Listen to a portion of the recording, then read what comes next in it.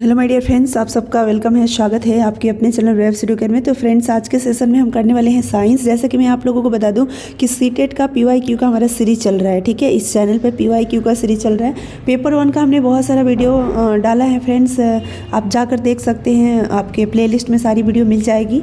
और फ्रेंड्स, आज ये जो सेशन है पेपर 2 का है। पेपर 2 का भी हमने वीडियो डाला है। 1 जनवरी का पेपर जो आपका हुआ था 2022 में, उसका डाला है। 2021 में आपका जो 28 दिसंबर 29 दिसंबर को जो एग्ज़ाम पेपर 2 का हुआ था, उसका हमने डाला है। मैथ्स का, साइंस का और सीडीपी का, तीनों का हमने डाला है। तो आप जाकर देख लीजिए उस वीडियो को। अभी हम लोग करेंगे फ्रेंड्स 30 दिसंबर 2021 को जो आपका एग्ज़ाम हुआ था पेपर 2 साइंस का, तो साइंस का हम लोग करने वाले हैं। ठीक है, सीडीपी आपको मिल जाएगा, सीडीपी का हो चुका है फ्रेंड्स। और आज का सेशन जो है हमारा वो साइंस का है। तो साइंस 61 से स्टार्ट होता है। तो चलिए हम देखते हैं। और आगे बढ़ने से पहले मैं रिक्वेस्ट करना चाहूँगी कि अगर चैनल को सब्सक्राइब नहीं किए हैं या पहली बार विजिट कर रहे हैं तो प्लीज़ सब्सक्राइब कर लीजिए। पीवाईक्यू की यहाँ पर प्रैक्टिस कराई जा रही है, क्योंकि फ्रेंड्स आपने कहीं से भी पढ़ाई करी होगी तो पीवाईक्यू लगाना बहुत ज़्यादा ज़रूरी है। एग्ज़ाम से पहले मॉक टेस्ट पीवाईक्यू ये मस्ट है। जितना ज़्यादा क्वेश्चन का प्रैक्टिस करेंगे उतना फ्रेंड्स आप अच्छे से क्वेश्चन अटेम्प्ट कर पाएंगे अपने एग्ज़ाम में और अच्छा स्कोर कर पाएंगे। तो चलिए हम देखते हैं क्वेश्चन क्या है। देखिए फ्रेंड्स, आपके सामने 61 क्वेश्चन है। एक किसान ने देखा कि फलियों के बीज जो उसने अगले मौसम में बोए जाने के लिए रखे थे, ठीक है, उनमें कीड़ा लग गया है। जैसे होता है ना कि बीज को रख देते हैं, फिर नेक्स्ट टाइम वो काम आएंगे, और मतलब कि फसल लगाना होगा तो उसमें कीड़ा लग गए थे। आप उसे स्वस्थ बीजों को संक्रमित बीजों से अलग करने के लिए कौन सा विधि का सुझाव देंगे? हाथ से चुनेंगे। अब हाथ से चुनना इतना आसान होगा कि जो मतलब कि स्वस्थ बीज है उनको अलग करो, ऐसे नहीं हो पाएगा।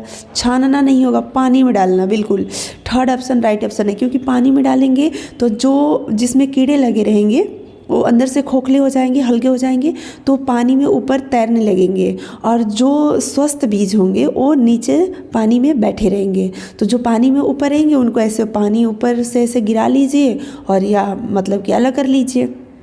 ठीक है, तो थर्ड ऑप्शन ये विधि का हम सुझाव देंगे। चलिए नेक्स्ट हमारा है 62। जीवाणुओं के विषय में निम्नलिखित में से कौन सा कथन सही नहीं है? ये आपसे पूछा जा रहा है कि कौन सा कथन सही नहीं है। तो देखिए फ्रेंड्स, यहाँ पर ऑप्शन पढ़ते हैं। शाकाहारियों में उपस्थित जीवाणु सेलुलोज के विघटन में सहायता करते हैं, ये तो सही है। ठीक है, जीवाणु एंटीबायोटिक के उत्पादन में प्रयोग किए जाते हैं, ये भी सही है।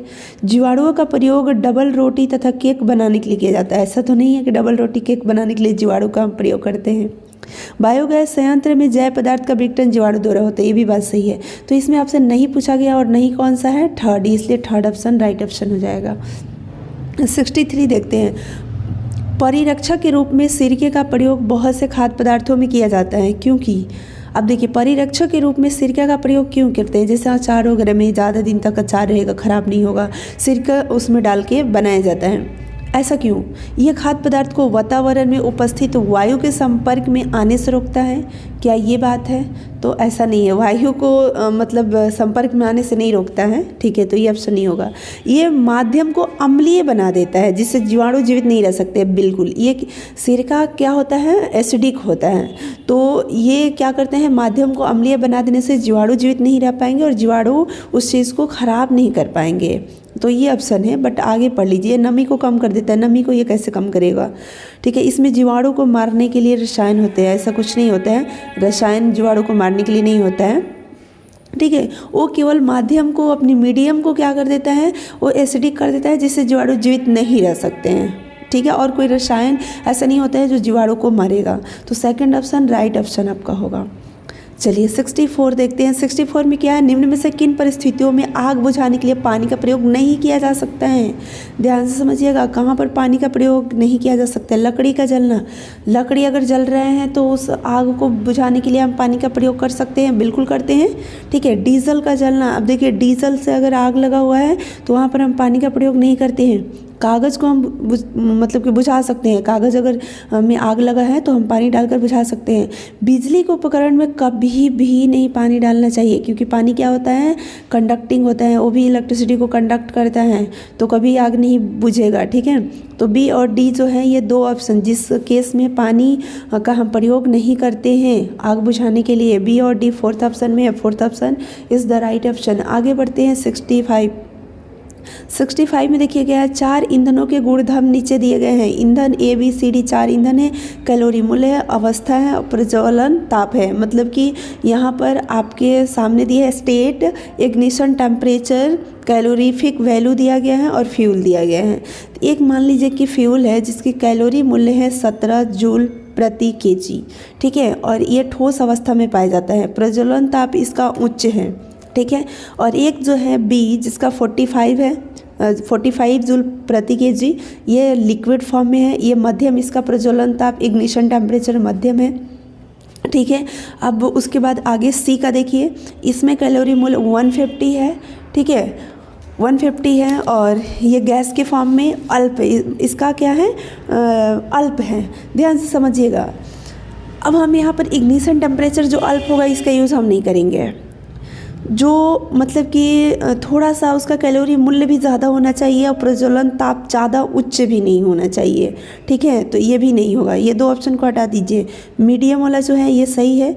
ठीक है, भले वो तरल देखिए लिक्विड है, लिक्विड तो सही है, लेकिन अब बी होगा या तो डी होगा, बी या तो डी होगा। तो बी और डी में से देखिए इसका जो कैलोरी मूल्य है 20 है और इसका 45 है, तो ये 45 वाला ज़्यादा अच्छा है ना।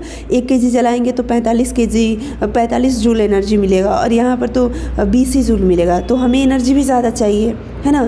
तो ये सबसे बेस्ट ऑप्शन कौन सा हो गया, मतलब बी सही है, तो बी सेकंड में है, तो सेकंड ऑप्शन आपका राइट ऑप्शन हो जाएगा। आगे बढ़ते हैं 66 से। यहाँ पर क्या है, निम्नलिखित में से कौन सा कथन सही नहीं है, सही नहीं आपसे पूछा गया है। ठीक है, इस बात को आपको ध्यान रखना है, कहाँ पर नहीं पूछा गया है।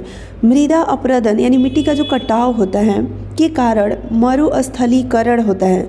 मिट्टी के कटाव की वजह से मरुस्थलीकरण होता है।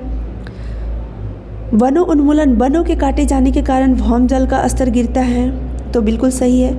मवेशियों की अत्यधिक चराई के कारण वनों उन्मूलन होता है, बिल्कुल। जैव विविधता की क्षति के कारण वनों उन्मूलन होता है। अब देखिए जैव विविधता की क्षति के कारण थोड़ी वनों उन्मूलन होता है, वनों उन्मूलन हो रहा है इसके वजह से जैव विविधता की क्षति भी होगा। जो मतलब जैव विविधता अलग चीज़ हो गया, जो हमारे वायुमंडल में हमारे आसपास जो अलग अलग तरह के जीव पाए जाते हैं उनको जैव विविधता बोलते हैं। इनके क्षति के कारण वनों उन्मूलन से कोई मतलब नहीं है। वनों उन्मूलन, हम मवेशी का अधिक चराई कराते हैं, वनों की हम कटाई करते हैं, मिट्टी का कटाव जो हो रहा है उसके वजह से मरुस्थलीकरण होता है, बिल्कुल। ठीक है, मिट्टी का कटाव होगा तो पौधे नहीं वहाँ पर उगेंगे, तो फिर वो मरुस्थल धीरे धीरे बन जाएगा, तो ये सब सही है। लेकिन जो चौथा है ना, ये देखिए मतलब कि उटपटांग इसको बोल सकते हैं, ये ऑप्शन दिया है, जैव विविधता की क्षति के कारण वनोन्मूलन होता है, जो कि ऐसा नहीं होता है और नहीं आपसे पूछा गया, इसलिए फोर्थ ऑप्शन राइट ऑप्शन हो जाएगा। नेक्स्ट क्वेश्चन 67 में आ जाइए। निम्नलिखित में से कौन सा कथन सही है, यहाँ पर आपसे सही पूछा गया है। ठीक है, संकटपन्न प्रजातियों के विलुप्त होने का खतरा है। संकटपन्न प्रजातियों यानी स्पीसीज के विलुप्त होने का खतरा है, तो बिल्कुल खतरा तो है ही। सभी विशेष क्षेत्रीय स्पीसीज संकटपन्न हो सकती है, मतलब कि जो भी स्थानिक यानी सभी विशेष क्षेत्रीय जो स्पीसीज है, क्षेत्रीय स्पीसीज, वो संकटपन्न हो जाती है, तो ये तो ऐसी नहीं है। विशेष क्षेत्रीय जो स्थानिक स्पीसीज हैं वो जल्दी संकटपन्न नहीं होती है। ठीक है, उनके क्षेत्र में नए स्पीसीज के लाए जाने से विशेष क्षेत्रीय स्पीसीज के विलुप्त होने का भय हो सकता है। हाँ, अब अगर नए स्पीसीज को उसमें लाएंगे तो हमारे जो क्षेत्र का स्पीसीज है उसके विलुप्त होने का भय हो सकता है, डर हो सकता है। ठीक है, ये बात सही है। हॉट स्पॉट में कई विशेष क्षेत्रीय स्पीसीज होते हैं, बिल्कुल। तो यहाँ पर ए, सी और डी आपका सही, यानी फोर्थ ऑप्शन राइट ऑप्शन हो जाएगा। नेक्स्ट हम देखते हैं 68 क्वेश्चन जो है, निम्नलिखित में से कौन सा सेट एक कोशिकीय है। एक कोशिकीय यूनिसेलुलर की बात यहाँ पर की जा रही है। तो देखिए अंडाणु, शुक्राणु, अंडाणु, युग्मज, शुक्राणु भ्रूण, युग्मज भ्रूण। तो देखिए जो यहाँ पर ऑप्शन होगा 68 का, वो हो जाएगा अंडाणु और शुक्राणु। यूनिसेलुलर, एक सेल होता है ये दोनों, और एक सेल फ्यूज होकर फिर डबल, फिर फोर्थ, यानी कि इस तरह से मल्टीप्लाई होकर बहुत सारे सेल, फिर टिश्यू, फिर इस तरह से ऑर्गन सिस्टम और बॉडी। ऐसा मतलब कि बॉडी का निर्माण इस प्रकार से होता है। तो अंडाणु और शुक्राणु, अंडाणु जो फीमेल में पाया जाता है, शुक्राणु जो मेल में पाया जाता है, ठीक है। तो ये एक सेल होता है, यूनिसेलुलर होता है। First option right option. 69 में आ जाते हैं, मानव में एक अंतःस्रावी ग्रंथि भी है। अब ए का नाम आपको बताना है। ए अंतःस्रावी ग्रंथि भी है और यह बी हार्मोन उत्पन्न करती है। मतलब एक कौन सी अंतःस्रावी ग्रंथि है जो कौन सा हार्मोन उत्पन्न करती है, जिसकी कमी से सी रोग होता है। अब देखिए थायराइड ग्रंथि, थायरॉक्सिन, बौनापन, ये तो नहीं होगा, ठीक है। अग्नाशय, इंसुलिन, डायबिटीज़। अब देखिए फ्रेंड्स, यहाँ पर ये बिल्कुल सटीक है। अग्नाशय है जिसको हम क्या बोलते हैं, पैनक्रियास। आप सभी लोगों को पता है पैनक्रियास ये क्या है, अंतःस्रावी ग्रंथि है जो इंसुलिन को, मतलब इंसुलिन हार्मोन उत्पन्न करती है। और इंसुलिन जो हम खाना खाते हैं और जो हमारे खाना में ग्लूकोज वगैरह होते हैं, उनके डाइजेशन के लिए उनको डाइजेस्ट ये करते हैं। अगर हमारे बॉडी में इंसुलिन ना बने तो शुगर का लेवल जो हमारा है वो धीरे धीरे अब बढ़ता चला जाता है और आगे चलकर मधुमेह नामक एक बीमारी हो जाती है, ठीक है, इसकी कमी से। तो फिर हमें इंसुलिन की गोली या इंसुलिन की सुइयाँ लेनी पड़ती है। तो जो पैनक्रियाज है, ये पैनक्रियाज ही इंसुलिन को उत्पन्न करती है, ठीक है। तो ये सही सटीक ऑप्शन बैठ रहा है। बट आगे देख सकते हैं अंडाशय, एस्ट्रोजन, रजोनिवृत्ति, ये नहीं होगा। अंडाशय, प्रोटेस्टेरोन, रजोनिवृत्ति, ये नहीं होगा। प्रोजेस्टेरोन, रजोनिवृत्ति, ये नहीं होगा। ये देखिए अंडाशय में ये एक जो एस्ट्रोजोन है और प्रोजेस्टेरोन है, ये मेल और फीमेल में होने वाला है, ठीक है। बट ये ऑप्शन नहीं होगा। यहाँ पर अंडाशय जो है हार्मोन उत्पन्न नहीं करता है, ठीक है। अब यहाँ पर जो है वो सेकंड ऑप्शन आपका सबसे बेस्ट और राइट ऑप्शन है। राइट ऑप्शन सेकंड ऑप्शन है। 70, क्वेश्चन नंबर 70 की बात करें तो निम्नलिखित में से कौन से स्थान में सबसे कम वायुमंडलीय दाब होने की संभावना है। वायुमंडलीय दबाव, एटमॉस्फेरिक प्रेशर सबसे कम होने की संभावना कहाँ पर है। तो यहाँ पर आपका ऑप्शन हो जाएगा मनाली। जो जितना ऊंचाई पर होगा वहाँ पर वायुमंडलीय दाब उतना कम होगा। तो ये आपका ऑप्शन फोर्थ हो जाएगा। नेक्स्ट हम देखते हैं 71 में क्या है, निम्नलिखित कथनों को पढ़िए और सही विकल्प का चुनाव करिए। देखिए जो आपका कथन ए है वो ये है कि तबले की झिल्ली को कसने से ऊंचे सुर की आवाज़ आती है। क्या ये बात सही है? तबले की झिल्ली को अगर हम कसेंगे तो ऊंची सुर की आवाज़ आएगी। बिल्कुल आपने देखा होगा लोगों को ऐसे कसते हुए, जब वो ढीले हो जाते हैं तो भद्दे आवाज़ निकलते हैं, सुरीली आवाज़, सुर वाली आवाज़, ऊंचे सुर वाली पतली आवाज़ निकलती है जब उनको हम टाइट कर देते हैं। तो ये बात सही है। झिल्ली को कसने से तबले की कंपन गति की आवृत्ति बदल जाती है। बिल्कुल, तो ये कहीं ना कहीं व्याख्या भी कर रहे हैं। आर जो है वो फर्स्ट का यानी कि ए अभिकथन का कारण जो है व्याख्या भी कर रहा है और ये सही भी है। तो दोनों सही है और व्याख्या भी कर रहे हैं। तो फर्स्ट ऑप्शन राइट ऑप्शन हो जाएगा। 72 में आपका है पी तथा क्यू, दो अनावेशित वस्तुओं को एक दूसरे के साथ रगड़ा जाता है। अनावेशित मतलब कि दोनों पर कोई चार्ज नहीं है, एक पी है और क्यू है। तो इसमें से कौन सा कथन सही है? पी और क्यू बराबर हम सजातीय आवेश आता है। सजातीय आवेश तो नहीं आएगा। एक पर अगर मान लीजिए एक से इलेक्ट्रॉन दूसरे पर जाएगा तो एक पर तो फिर पॉजिटिव और एक पर निगेटिव आएगा। लेकिन हाँ, दोनों पहले से कोई चार्ज नहीं है। अगर 2 इलेक्ट्रॉन इस पर गया तो 2 इलेक्ट्रॉन इस पर आएगा।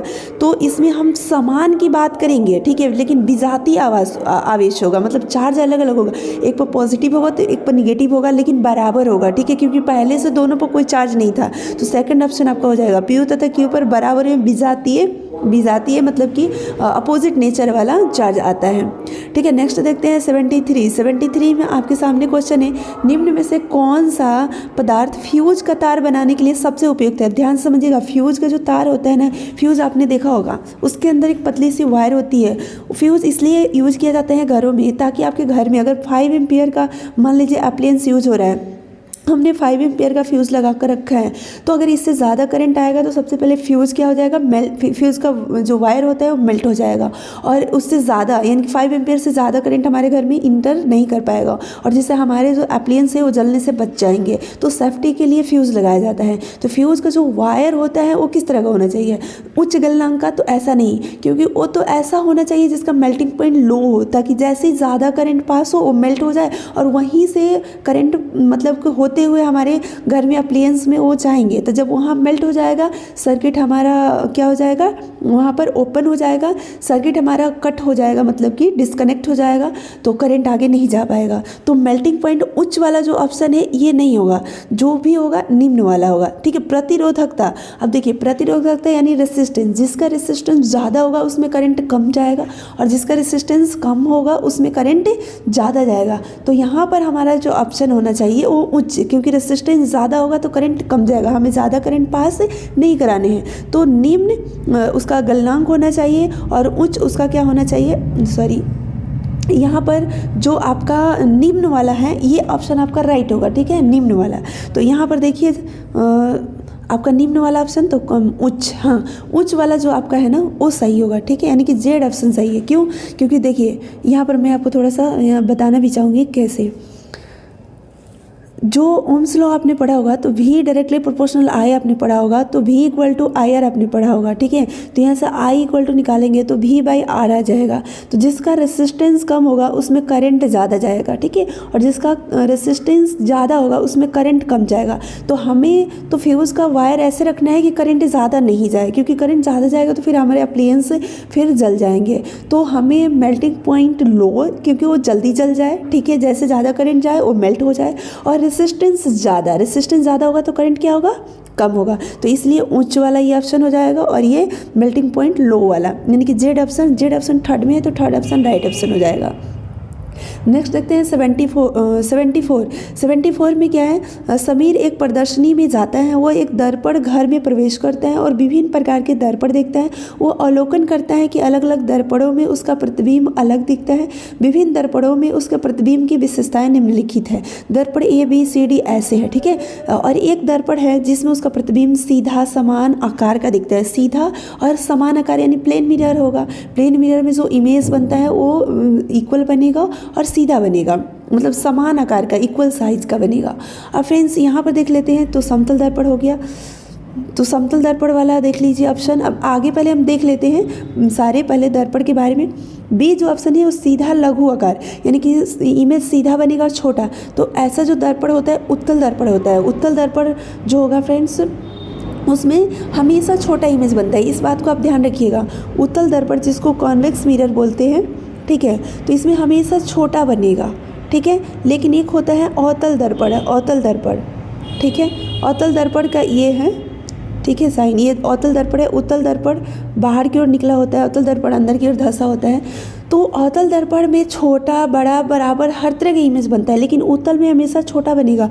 और प्लेन मिरर जो होता है, इसको प्लेन मिरर बोलते हैं, इसमें हमेशा इक्वल साइज का बनेगा। तो देखिए सीधा और लघु होते, ये हो जाएगा उत्तल। ठीक है, उसके बाद सी में क्या है, उल्टा लघु आकार का। तो देखिए उल्टा बन गया ना, और लघु मतलब छोटा।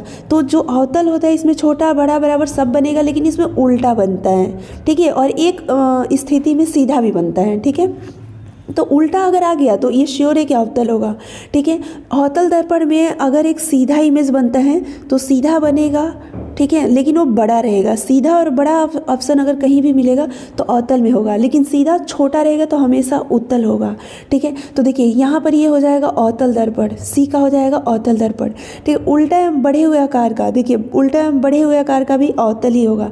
तो यहाँ पर जो ऑप्शन होगा फ्रेंड्स वो आपका फर्स्ट हो जाएगा। फर्स्ट देखिए इसका समतल दर्पण हो जाएगा, सीधा एवं लघु आकार उत्तल दर्पण हो जाएगा, उल्टा एवं लघु आकार अवतल हो जाएगा, उल्टा एवं बढ़े हुए आकार मतलब बड़ा साइज का, और उल्टा तो अवतल दर्पण, यानी कि फर्स्ट ऑप्शन राइट ऑप्शन। आगे अब आपको देखने की जरूरत ही नहीं है, जब पहला ही ऑप्शन आपको राइट मिल गया तो। अब फ्रेंड्स हम देखते हैं 75 में क्या देखा जाता है कि जब बिजली के बल्ब में विद्युत धारा गुजरती है, यानी बिजली करंट गुजरती है, तब उसका तंतु गर्म हो जाता है। बल्ब जो बिजली का बल्ब होता है, जब करंट पास होता है तो उसका तंतु क्या हो जाता है, फिलामेंट जिसको बोलते हैं, वो गर्म हो जाता है। लेकिन विद्युत धारा को ले जाने वाली तार नहीं चमकती। ठीक है, लेकिन वो चमकती नहीं है। निम्न में से कौन सा इसका कारण हो सकता है? तार की प्रतिरोधकता तंतु से अधिक होती है। मतलब ये कह रहे हैं ना कि ये विद्युत धारा को ले जाने वाली जो तार है जिससे करंट हो करके और उस बल्ब में जा रहा है, ठीक है, तो वो तार नहीं चमकती है। क्यों? तार की जो रेसिस्टेंस है वो उसके फिलामेंट से अधिक होता है। क्या ये बात सही है? तो ऐसा नहीं होता है, ठीक है। तार की प्रतिरोधकता तंतु से कम होता है, बिल्कुल। मतलब जो इसका रेसिस्टेंस है वो फिलामेंट से कम होगा। जिसका रेसिस्टेंस कम होगा वो गर्म नहीं हो रही, मतलब जो हीट हो रहा है, गर्म हो रहा है, मीन्स उसका रेसिस्टेंस ज़्यादा है, ठीक है। तो तंतु से जो वायर है उसका, यानी फिलामेंट से वायर का रेसिस्टेंस क्या होगा? कम होगा। वायर का रेसिस्टेंस कम होगा और तंतु का क्या होगा? ज़्यादा होगा, इसलिए तंतु गर्म हो जा रहे हैं। Second option right option. 76 से 4 पिंडों की चाल। देखिए 4 यहाँ पर पिंड दिया गया है, 4 ऑब्जेक्ट, मतलब इसको आप समझिए, जिसका स्पीड दिया गया है 800 मीटर पर सेकेंड, 8 किलोमीटर पर सेकेंड, 8 मिनट पर सेकेंड और 800 किलोमीटर पर आवर। निम्न में से कौन सा विकल्प चारों के सही क्रम को निरूपित करता है? अब यहाँ पर क्रम, तो सबसे पहले आपको ये जानना होगा कि देखिए ये 800 मीटर, ये 8 किलोमीटर, तो ये तो ज़्यादा हो गया इससे, ये तो श्योर है, यानी बी ग्रेटर होगा ए से। बी क्या होगा? ग्रेटर होगा ए से। तो ये वाला ऑप्शन देखिए हो सकता है। आगे और देख लेते हैं हम। बी मतलब ये भी यहाँ भी है, बी ग्रेटर ए, बाकी यहाँ पर तो नहीं है। तो या तो फर्स्ट होगा या तो थर्ड होगा, यही दोनों कोई ऑप्शन होगा। सेकंड और फोर्थ को कट कर दीजिए, क्योंकि बी जो है ए से ग्रेटर होगा, क्योंकि 800 मीटर है और 800 किलोमीटर है, एक सेकंड, दोनों में सेकंड ही टाइम है, तो ऑब्वियसली बी ग्रेटर होगा, यानी बी का स्पीड ज़्यादा है ए से। तो फर्स्ट और थर्ड हमारे पास ऑप्शन बचा, बट आगे और देखते हैं, ठीक है। जो सी है 8 मीटर पर मिनट, यानी कि देखिए इसको ऐसे निकालिए, 60 1 मिनट में, यानी कि 60 सेकेंड में, 60 सेकेंड में 8 मीटर, तो 1 सेकेंड में कितना? 8/60। तो अब देखिए 8/60, तो ये तो बहुत कम हुआ ना, सी का क्या हो गया? कम हो गया। अब देखिए उसके बाद आप देखिए ये सबसे कम हो गया, सी का मुझे लगता है सबसे कम हो गया, बट इसका भी देख लेते हैं। 60 मिनट में 800 किलोमीटर है, 60 मिनट में, तो यहाँ पर आप देखिए 60 मिनट में 800 किलोमीटर, तो 1 मिनट में कितना हो जाएगा? 800 और बटा 60, ठीक है, तो 80/60। तो 1 मिनट में, यानी कि 1 मिनट मतलब 60 सेकेंड में, ठीक है, 60 सेकेंड में ये हो गया। तो 1 सेकंड में अगर आप निकालेंगे तो कितना हो जाएगा? 8 सेकंड में, यानी कि ये आप करेंगे तो 80/60 इंटू 6, ठीक है, यानी कि 8/36, 8/36 करेंगे। अब देखिए 8/60 है, 8 यहाँ पर आपका 60 है और 8/36 है, इस दोनों में से कौन बड़ा होगा? 8/60 और 8/36 में से बड़ा कौन होगा? तो जिसका डिनोमिनेटर कम है वो बड़ा होगा, यानी कि 8/36 बड़ा होगा। 8/36 किसके लिए हमने निकाला? 8/36 डी का, यानी कि डी सी से बड़ा है, यानी सबसे छोटा कौन हो गया? सी हो गया। तो चलिए अब तो यहाँ पर हम पकड़ पाएंगे, सी सबसे छोटा है तो सी पहले रहना चाहिए, यानी कि फर्स्ट ऑप्शन होगा। उसके बाद आपका डी है, उसके बाद आपका ए है और सबसे बड़ा यहाँ पर क्या है? बी है, यानी फर्स्ट ऑप्शन राइट ऑप्शन। यानी सभी को सिंपल सा काम है, मीटर पर सेकंड में कन्वर्ट कर लीजिए। आप मीटर पर सेकंड में कर लीजिए, या आप फ्रेंड्स जैसे कि 800 किलोमीटर हमने 1 सेकंड में किलोमीटर में कर लिया, या सब देखिए किलोमीटर में है तो इसको मीटर में कर लीजिए और टाइम को सेकंड में कर लीजिए। उसके बाद आप समझ पाएंगे कि कौन सा ऑप्शन सही होगा, मतलब कौन ग्रेटर है कौन लेस है। तो फर्स्ट ऑप्शन आपका राइट होगा। आगे हम यहाँ पर देखते हैं 77 में क्या है? नीचे दी हुई जानकारी के आधार पर विभिन्न प्रकार की रक्त कोशिकाओं का वर्गीकरण। इनमें लौह तत्व होता है। लौह तत्व किस में होता है? किसी बाहरी तत्व के प्रवेश करने पर संख्या में तीव्र वृद्धि होती है, रक्तस्राव कम करने के लिए थक्का बनाते हैं।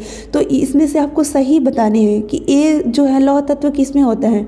तो देखिए फ्रेंड्स, जो लौह तत्व होता है ना वो आपका होता है, यानी कि यहाँ पर जो ऑप्शन आपका होगा प्लेटलेट्स, ठीक है। और किसी बाहरी तत्व के प्रवेश करने पर संख्या में तीव्र वृद्धि होती है, यानी कि कोई भी बाहर से तत्व अगर उसमें प्रवेश करेगा तो उसकी संख्या में तीव्र वृद्धि होगी, यानी कि श्वेत रक्त कोशिकाएं, ये बचाता है ना हमें, मतलब रोगों से बचाता है या कोई भी जीवाणु बैक्टीरिया से लड़ता है। तो बी का जो होगा वो श्वेत रक्त होगा, लेकिन बी में देखिए यहाँ पर लाल रक्त है, ये नहीं होगा, इसमें ये नहीं होगा, ठीक है। ये ऑप्शन आपका ऊपर नीचे ऐसे क्यों दिया हुआ है, ठीक है। आगे उसके बाद फोर्थ ऑप्शन थोड़ा सा ऊपर नीचे दिया, हम इंग्लिश वाला ऑप्शन देख लेते हैं, ठीक है। A B C, अच्छा ऐसे दे रखा है, यानी ये फर्स्ट ऑप्शन है, इसको देख लेते हैं यहाँ पर इंग्लिश में, ठीक है। जब आपको हिंदी में थोड़ा सा ऑप्शन में डाउट लगे तो आप इंग्लिश का ऑप्शन को सही मानेंगे, ठीक है।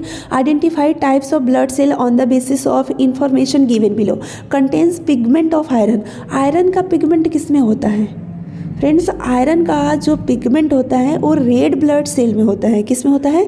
रेड ब्लड सेल में होता है। तो ये आपका हो जाएगा आरबीसी, जिसकी वजह से ये हमारा क्या होता है, आप देखेंगे जब आयरन की कमी होती है ना तो आपको आरबीसी वाली चीज़, जिसमें आरबीसी मतलब जो रेड आपका ब्लड है आँख के नीचे, जब आयरन की कमी होगी तो आप आँख के नीचे ऐसे देखेंगे ना तो वाइट वाइट दिखेगा। जब आयरन की कमी नहीं होगी तो आँख के नीचे आप देखेंगे तो रेड रहेगा, ठीक है। तो उससे पहचान होता है कि आयरन की कमी है कि नहीं। तो उसके आयरन वाली चीज़ें लेनी होती है, आंवला हो गया, गुड़ हो गया आपका, पालक आपका हो गया, एप्पल हो गया, ये सब आपको लेने के लिए डॉक्टर सजेस्ट करते हैं। तो आरबीसी होगा। देखिए तो जब ये ऑप्शन है, बाकी में WBC है, ये तो WBC है, RBC है और ये प्लेटलेस है। तो ये ऑप्शन और ये ऑप्शन तो ऐसे नहीं होगा, ठीक है, यानी सेकंड और थर्ड ही होगा। बाकी और आगे देखिए, multiply rapidly when foreign body इंटर्स। कोई भी बाहरी कोई भी चीज़ जब हमारे बॉडी में इंटर करता है तो अपनी संख्या में लगातार वृद्धि करके उनसे लड़ते हैं। वाइट ब्लड सेल WBC, ये हमें इनको बोला जाता है, रोग से ही हमें बचाते हैं। फॉर्म्स क्लॉट, अब ये सभी जानते हैं कि रक्त को थक्का बनाने में प्लेटलेट्स जो है वो हमारी मदद करते हैं। तो ये सी में ऑप्शन है। तो यानी कि यहाँ पर थर्ड ऑप्शन आपका राइट ऑप्शन हो जाएगा।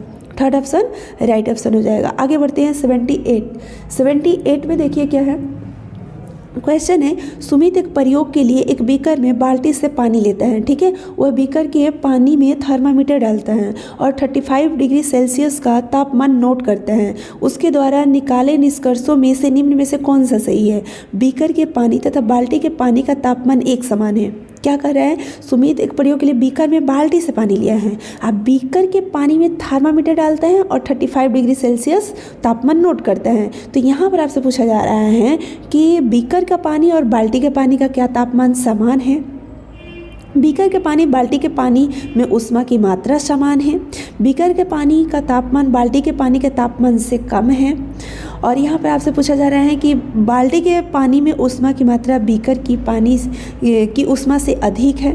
देखिए फ्रेंड्स, एक तो आपका यहाँ पर ये जो ऑप्शन है ना ये सही है। बीकर के पानी तथा बाल्टी के पानी का तापमान समान रहेगा, क्योंकि बाल्टी के पानी को बीकर में डाल दिया तो टेम्परेचर थोड़ी चेंज हो जाएगा, टेम्परेचर तो वहीं रहेगा। और बाल्टी के पानी में ऊष्मा की मात्रा, ठीक है, बाल्टी के पानी में ऊष्मा की मात्रा बीकर के पानी में ऊष्मा की मात्रा से क्या होगा? अधिक होगा, ठीक है। तो ये ऑप्शन हो जाएगा। हीट की यहाँ बात की जाए तो बाल्टी वाला पानी में जो हीट होगा वो ज़्यादा होगा उसके कंपैरिजन में, बीकर के कंपैरिजन में। तो ए और डी सही है, यानी कि थर्ड ऑप्शन आपका राइट ऑप्शन होगा। आगे बढ़ते हैं 79 में है। सिलेंडर में LPG एक द्रव्य पदार्थ के रूप में होता है, यानी सिलेंडर में जो LPG गैस होता है लिक्विड के फॉर्म में होता है। सिलेंडर से निकलते हुए वो गैस बन जाती है, वो लिक्विड होता है, और सिलेंडर से जब निकलता है तो लिक्विड बन जाता है। क्या ये बात सही है? तो इसको जलाकर ऊष्मा पैदा की जाती है। इनमें से कौन सा कथन सही है? अब देखिए, इस पूछा जा रहा है कि ए एक भौतिक परिवर्तन है, यानी सिलेंडर से निकलते हुए वो गैस बन जाती है, यानी कि द्रव्य से गैस बन जाना भौतिक परिवर्तन है कि रासायनिक परिवर्तन है, या दोनों मतलब भौतिक परिवर्तन है। पहले आप ए के बारे में बताइए, ए क्या है? मतलब जो लिक्विड से गैस बना तो ये भौतिक, लिक्विड टू गैस, ये कौन सा परिवर्तन है? भौतिक परिवर्तन है, क्योंकि फिर गैस से लिक्विड हम बना सकते हैं, मतलब पानी से बर्फ़ बनना, बर्फ़ से पानी बनना, ये क्या है? भौतिक परिवर्तन, फिजिकल चेंज इसको बोलते हैं। तो ए भौतिक परिवर्तन, तो पहला ही ऑप्शन तो यहाँ पर सही हो जाएगा। और दूसरा क्या है? इसको जलाकर ऊष्मा पैदा की जाती है। अब ये जलता है तो हीट बन गया। अब देखिए, जो लिक्विड है वो जलकर क्या बन गया? हीट है। तो अब हीट से हम फिर लिक्विड थोड़ी बना सकते हो, तो जल गया ना, रासायनिक परिवर्तन हो गया, उसको हम फिर से उसी के अस्तित्व में नहीं ला सकते हैं, ठीक है। तो इसलिए आपका ऑप्शन हो जाएगा फर्स्ट ऑप्शन। 80, question number 80। तो यहाँ पर देखिए क्या है, A, B, C तथा D के नमूने अपनी प्रकृति के लिए हल्दी तथा फिनोल्फ्थलीन का प्रयोग करके जांचे जाते हैं तथा उनका अवलोकन रिकॉर्ड किया जाता है। हल्दी डालने पर लाल भूरा हो जाता है। लाल रंग जो है वो हल्दी डालने पर क्या भूरा हो जाता है? देखिए, यहाँ पर आपसे क्वेश्चन पूछा जा रहा है कि मतलब A, B, C, D के नमूने अपनी प्रकृति के लिए हल्दी, ठीक है। अब ये बताना है कि इसका प्रकृति क्या है, ABCD का। हल्दी और फिनोल्फ्थलीन का प्रयोग करके हम जांच रहे हैं। हल्दी डालने पर जो है वो ए जो है हल्दी डालने पर लाल से भूरा हो जाता है। जब हल्दी डालने पर लाल से भूरा होगा तो ये क्या होगा, क्षार होगा, है ना। लाल जो होगा तो अम्ल होगा, ठीक है, लेकिन यहाँ भूरा हो जा रहे हैं तो ये क्षार होगा। फिनोल्फ्थलीन डालने पर गुलाबी हो जाता है। अब देखिए जो गुलाबी होता है ना, फिनोल्फ्थलीन से जो गुलाबी होता है वो भी क्षार होता है, ठीक है, तो ये भी हम आपका क्या हो जाएगा, क्षार हो जाएगा। हल्दी डालने पर पीला हो जाते हैं। अब देखिए सी जो है उसमें हल्दी डालने पर पीला हो जाए, ठीक है, तो हल्दी डालने पर जब पीला होगा ना तो वो आपका एसिडिक होता है, ठीक है, ये एसिडिक हो जाएगा। फिनोल्फ्थलीन डालने पर रंगहीन, तो फिनोल्फ्थलीन का यही है, किसी भी चीज़ में आप डालेंगे जब वो गुलाबी होगा तो क्षार होगा और रंगहीन होगा तो अम्ल होगा, ठीक है। तो सी और डी अम्ल है, ए और बी क्षार है, तो ये ऑप्शन देखिए ए बी अम्ल है, ए सी अम्ल है, तो ऐसा तो होगा नहीं, ए डी अम्ल है नहीं, ए बी क्षार है और सी डी अम्ल है, तो फोर्थ ऑप्शन आपका हो जाएगा राइट ऑप्शन। आगे बढ़ते हैं नेक्स्ट 81 में क्या है, विज्ञान पाठ्यक्रम में ऐतिहासिक वैधता इंगित करती है। विज्ञान की प्रक्रिया में शिक्षार्थियों का जुड़ाव जिससे विज्ञान का ज्ञान उत्पन्न होता है, ये है विज्ञान पाठ्यक्रम में ऐतिहासिक वैधता, इसी को इंगित करती है। यह सम्मिलित करना कि किस प्रकार समय के साथ विज्ञान की संकल्पनाएं विकसित होती है। शिक्षार्थियों के संज्ञानात्मक स्तर के अनुरूप पाठ्य सामग्री को अपनाना, बच्चों के स्थानीय पर्यावरण से संबंधित विषय वस्तु को सम्मिलित करना। तो देखिए फ्रेंड्स, यहाँ पर आपका हो जाएगा सम्मिलित करते हैं कि किस प्रकार समय के साथ विज्ञान की संकल्पनाएं विकसित होती है, इसको इंगित करता है विज्ञान के पाठ्यक्रम, ठीक है। तो आप ऐतिहासिक वैधता की बात यहाँ पर की जा रही है, ठीक है, तो सेकंड ऑप्शन राइट ऑप्शन हो जाएगा। 82 की अगर हम बात करें तो शिक्षक अपने विद्यार्थियों में परिकल्पना प्रक्रिया कौशल का विकास कैसे कर सकते हैं। विद्यार्थियों के प्रेक्षणों के निष्कर्षों को सुनने से कर सकते हैं, विद्यार्थियों के प्रश्नों को गंभीरतापूर्वक लेकर उनके उत्तर देकर। तो देखिए यहाँ पर मतलब कि उत्तर देना ऐसा कुछ नहीं है, प्रेक्षण निष्कर्ष को सुनने से कुछ नहीं होगा, विद्यार्थियों को उनके प्रश्नों को स्पष्ट करने में मदद देकर। प्रमाणों की रोशनी में संभावित स्पष्टीकरण की जांच के लिए विद्यार्थियों को प्रोत्साहित करके, बिल्कुल फोर्थ ऑप्शन आपका राइट ऑप्शन है। 83 में हो जाएगा, शिक्षक ने विद्यार्थियों को किसी छोटे प्राणी को उसके प्राकृतिक वास में अवलोकन कर उसके विषय में अपने प्रश्न अपने समूह के साथियों से साझा करने के लिए कहा। यह करना मदद कर सकता है शिक्षार्थियों में प्रतिस्पर्धा की भावना को बढ़ाने में मदद कर सकता है। ऐसा करना उन विद्यार्थियों को चयन करने में जिन्हें सभी उत्तर ज्ञात हो। तो ये तो देखिए निगेटिव हो गया है ना, तो निगेटिव हमें ऑप्शन नहीं चूज करना है, तो बी आपका नहीं होगा, ठीक है, बी नहीं होगा, तो बी वाला ऑप्शन ये हटा दीजिए और दूसरा या तीसरा आपका ऑप्शन सही होगा, ये तो नहीं होगा, ठीक है। शिक्षार्थियों को यह समझने में कि केवल वही नहीं जिन्हें उत्तर ज्ञात है। तो फ्रेंड्स यहाँ पर देखिए, यहाँ पर पूछा जा रहा है कि केवल वही नहीं जिन्हें उत्तर ज्ञात है। दूसरों को प्रश्न समझकर उनकी अभिव्यक्ति को परिष्कृत करने में। यहाँ पर क्वेश्चन आपसे ये पूछा जा रहा है कि शिक्षक ने विद्यार्थियों को इस छोटे प्राणी को उसके प्राकृतिक वास में अवलोकन कर, मतलब जो छोटे प्राणी है जो अपने प्राकृतिक वास में रह रहे हैं उनको अवलोकन करो, उसके विषय में अपने प्रश्न अपने समूह के साथियों के साथ क्या करो, साझा करो। तो ये किस में मदद करेगा, प्रतिस्पर्धा की भावना बढ़ाने, ये तो नहीं होगा, तो ए वाला ऑप्शन नहीं होगा। तो देखिए ए वाला तो ऐसे नहीं होगा, और सी वाला, ए और सी क्या है आपका, सॉरी ए सी नहीं, ए और बी आपका क्या है, बी भी क्या है, सभी उत्तर देना, उत्तर ज्ञात करना, तो ये बी आपका निगेटिव है, प्रतिस्पर्धा की भावना हमें नहीं बढ़ानी है, तो बी भी गलत है। तो ए बी तो ऐसे नहीं होगा, और ए इसमें भी है नहीं होगा, बी इसमें भी है नहीं होगा, तो ऑप्शन होगा कौन सा, थर्ड होगा, क्योंकि शिक्षार्थियों को समझने में कि केवल वही नहीं है जिन्हें उत्तर ज्ञात है, दूसरों को प्रश्न समझाकर उनकी अभिव्यक्ति को परिष्कृत करने में। तो बिल्कुल सी और डी मतलब कि पॉजिटिव है, तो थर्ड ऑप्शन राइट ऑप्शन होगा। 84 की अगर हम बात करें तो यहाँ पर है, कक्षा परीक्षा के समय शिक्षक ने निम्न प्रश्न दिया था। कक्षा परीक्षा के समय किसी गतिशील वस्तु की चाल का अर्थ क्या है। कोई अगर वस्तु गतिशील है तो उसकी चाल का मतलब क्या है, वह कितनी दूर तक जाएगी, ठीक है, उसमें कितना बल है, वह कब तक गतिमान रहेगी, वह नियत समय अंतराल में कितनी दूर तक जाएगी, ऐसा प्रश्न दिया गया, ठीक है। निम्न में से किस संज्ञानात्मक प्रक्रिया का उपरोक्त प्रश्न में मूल्यांकन हो रहा है। अब आप यहाँ पर ध्यान से समझिए, गतिशील वस्तु की चाल का अर्थ है, अर्थ के बारे में उन्होंने ऐसे प्रश्न दिया कि वह कितनी दूर तक जाएगी, ठीक है, उसमें कितना बल है, ठीक है, और वह मतलब कब तक गतिमान रहेगी, ये भी है, ठीक है, वह नियत समय अंतराल में कितनी दूरी तय करेगी। तो आपसे ये पूछा जा रहा है कि ऐसा क्वेश्चन मतलब उन्होंने दिया, तो इसमें से कौन सा संज्ञानात्मक प्रक्रिया का मूल्यांकन वो टीचर बच्चे का कर रहे हैं? अनुप्रयोग का, समझ का, संश्लेषण का, विश्लेषण का? वो किसका कर रहे हैं विश्लेषण? समझ का, बच्चे के समझ का वो मूल्यांकन कर रहे हैं। ठीक है, तो सेकंड ऑप्शन राइट ऑप्शन होगा। चलिए अब 85 की हम बात कर लेते हैं। 85 क्वेश्चन है, किसी समूह के लिए विज्ञान के क्रियाकलापों की योजना बनाते हुए किसी शिक्षक को निम्न में से किस पर विचार अवश्य करना चाहिए? उनमें दैनिक जीवन की सामग्री और उपकरण का ही उपयोग करना हो, उन्हें विद्यार्थियों द्वारा विभिन्न प्रकार से योजनाबद्ध और संपन्न किया जा सके, उनसे विद्यार्थियों में विचार विमर्श करने की अधिक गुंजाइश नहीं होनी चाहिए। अब देखिए फ्रेंड्स, यहाँ पर आप थोड़ा सा अगर निगेटिव वाले को साइड कर देंगे ना तो आप सही आंसर पर जल्दी पहुँच जाएंगे। देखिए यहाँ पर क्या है, विचार विमर्श करने की अधिक गुंजाइश नहीं होनी चाहिए, तो ये निगेटिव हो गया। विद्यार्थियों को चरण दर चरण निर्देश देने चाहिए, ऐसा निर्देश देना शिक्षक का काम नहीं होगा, विद्यार्थियों को स्वतंत्र हमें छोड़ना है ना। तो फ्रेंड्स सी और डी तो ऐसे आपका नहीं होगा। तो देखिए इसमें डी है, इसमें सी है, इसमें सी डी है, तो आप सही आंसर पर पहुंच गए ना। थर्ड ऑप्शन यहाँ पर आपका राइट ऑप्शन हो जाएगा। ठीक है, दैनिक जीवन की सामग्री उपकरण का उपयोग करना है ना, विभिन्न प्रकार से योजनाबद्ध और संपन्न किया जा सके, तो ये सही है। ठीक है, पॉजिटिव है, तो थर्ड ऑप्शन राइट ऑप्शन। 86 विज्ञान में जेंडर सम्मत शिक्षण शास्त्र निम्न में से क्या सम्मिलित कर सकता है? लड़कियों को अधिक अवसर प्रदान करना, लड़कियों को अधिक अवसर प्रदान करना नहीं, तो ये तो फिर क्या है, लड़कियों विज्ञान में जेंडर सम्मत शिक्षण शास्त्र की बात की जा रही है, तो एक को अधिक दिया जाएगा, तो ये तो फिर गलत हो जाएगा, ए ऑप्शन आपका नहीं होगा। ठीक है, तो ए वाला नहीं होगा और ये नहीं, यानी फर्स्ट और फोर्थ आपका बच गया।